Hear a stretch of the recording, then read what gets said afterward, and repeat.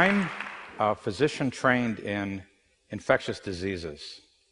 And following my training, I moved to Somalia from San Francisco.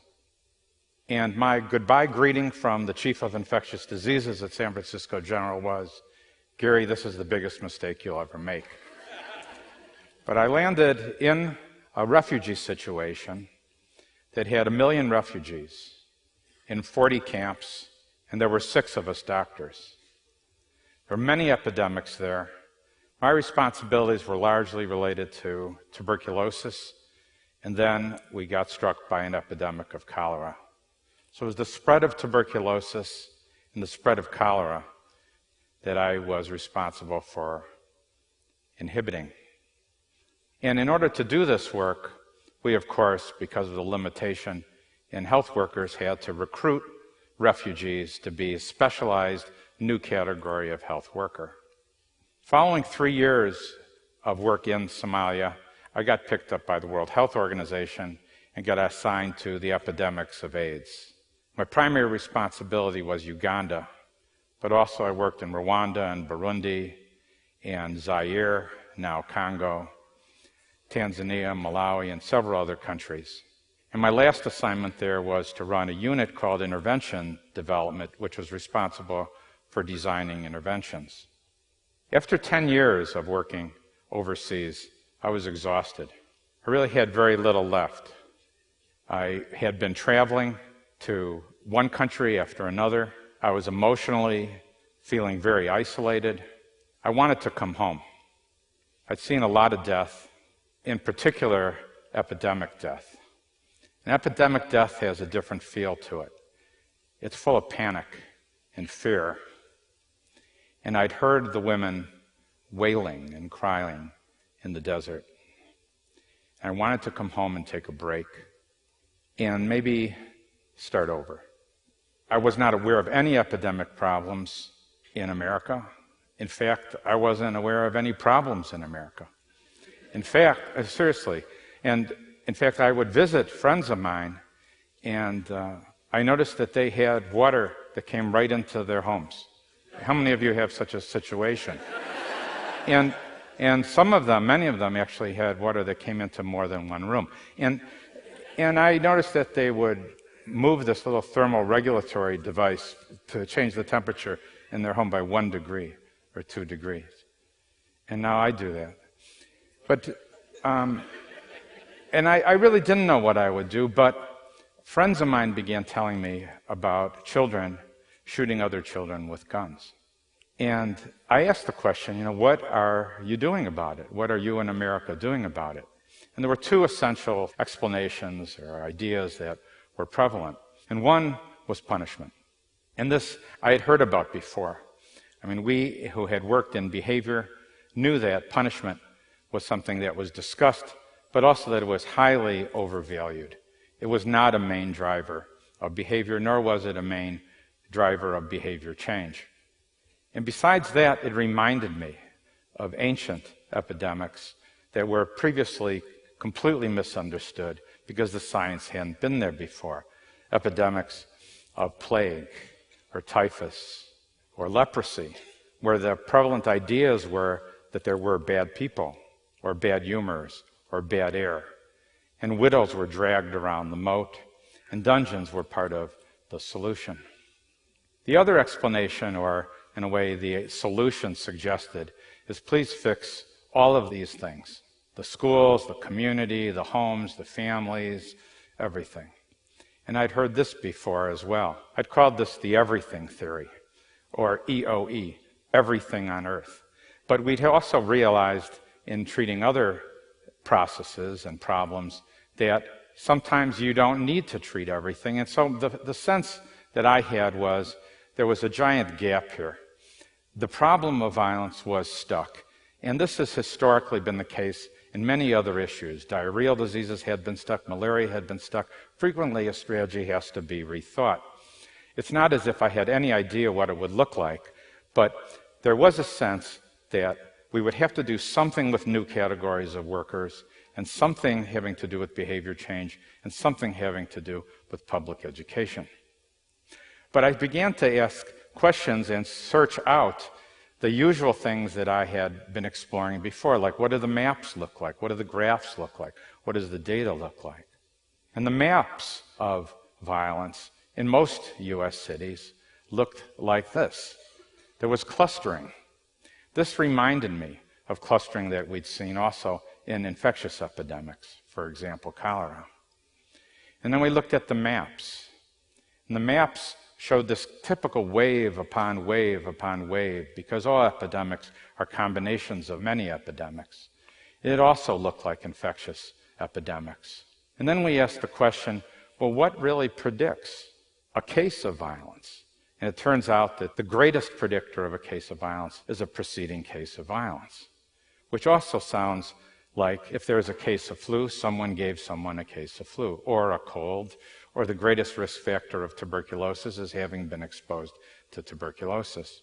And so we see that violence is in a way behaving like a contagious disease.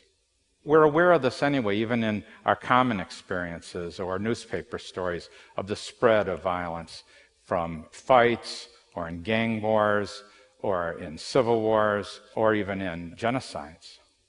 And so there's good news about this, though, because there's a way to reverse epidemics, and there's really only three things that are done to reverse epidemics, and the first of it is interrupting transmission.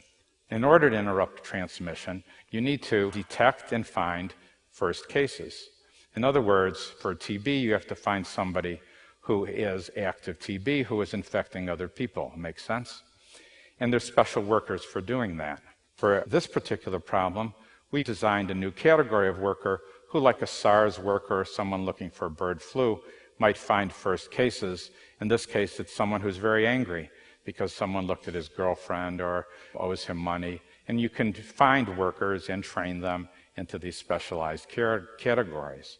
And the second thing to do, of course, is to prevent further spread. That means to find who else has been exposed but may not be spreading so much right now, like someone with a smaller case of TB or someone who is just hanging out in the neighborhoods, but in the same group. And then they need to be, in a way, managed as well, particular to the specific disease process. And then the third part is shifting the norms. And that means a whole bunch of community activities, remodeling, public education, and then you've got what you might call group immunity. And those combination of factors is how the AIDS epidemic in Uganda was very successfully reversed. And so what we decided to do in the year 2000 is kind of put this together in a way by hiring new categories of workers, the first being violence interrupters. And then we would put all of this into place in one neighborhood in what was the worst police district in the United States at the time. So violence interrupters hired from the same group, credibility, trust, access, just like the health workers in Somalia, but designed for a different category. And trained in persuasion, cooling people down, buying time, reframing. And then another category of worker, the outreach workers, to keep people in a way on therapy for 6 to 24 months, just like TB, but the object is behavior change, and then a bunch of community activities for changing norms. Now, our first experiment of this resulted in a 67% drop in shootings and killings in the West Garfield neighborhood of Chicago.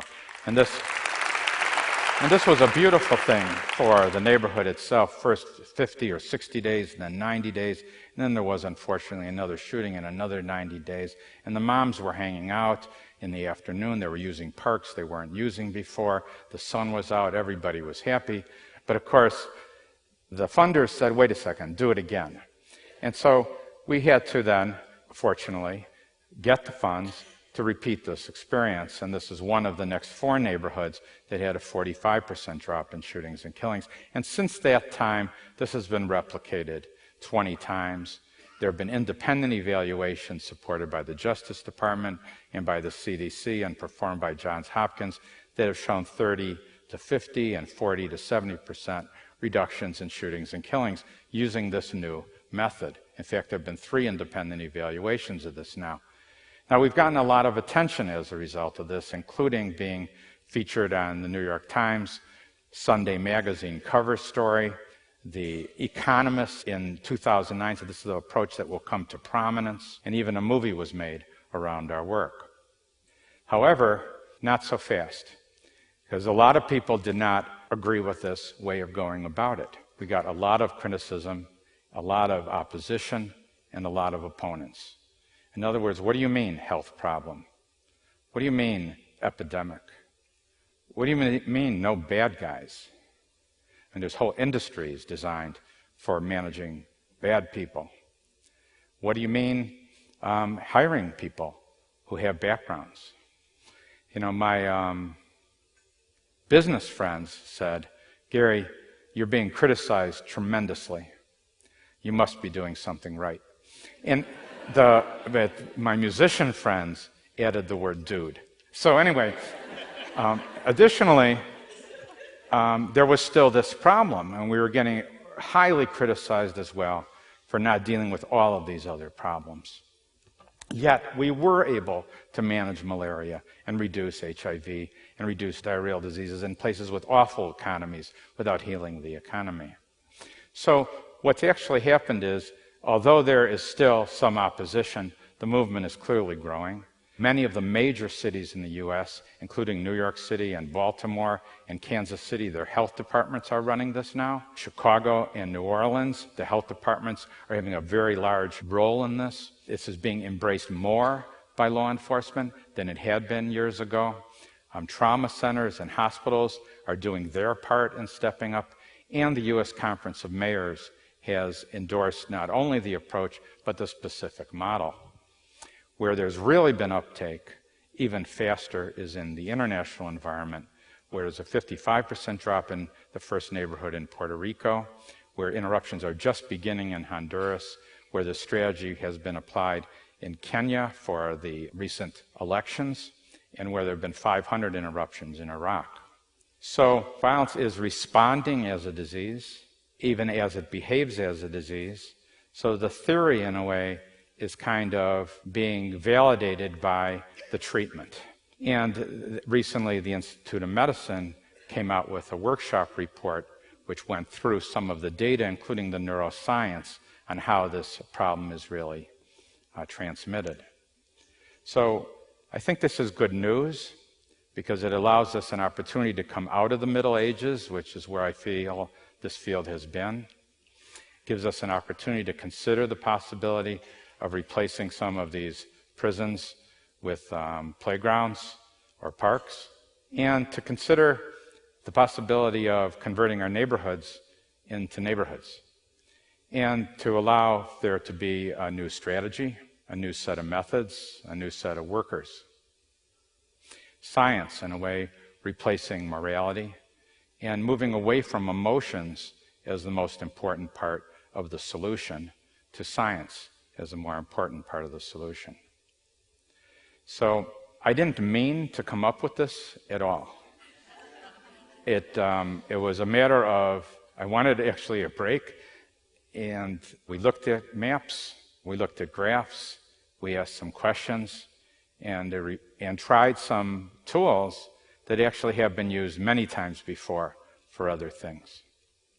For myself, I tried to get away from infectious diseases, and I didn't. Thank you.